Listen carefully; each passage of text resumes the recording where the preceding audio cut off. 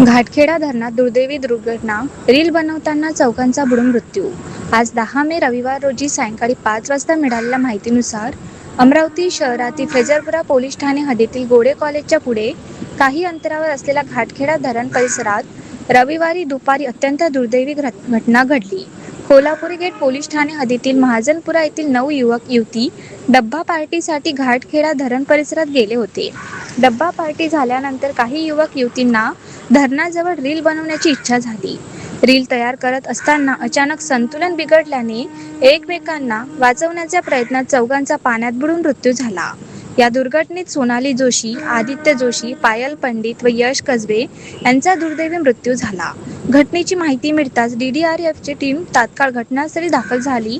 अथक शोध मोहीम राबवत पथकाने मृतदेह धरणाबाहेर काढले. या बचाव कार्यात DDRFचे संतोष डोईफोडे, निशांत राठोड, राजेश गजबे, सचिन धरमकर, सागर माकोडे यांनी परिश्रम घेतले. या हृदयद्रावक घटनेमुळे परिसरात शोककळा पसरली असून नागरिकांकडून हळहळ व्यक्त केली जात आहे.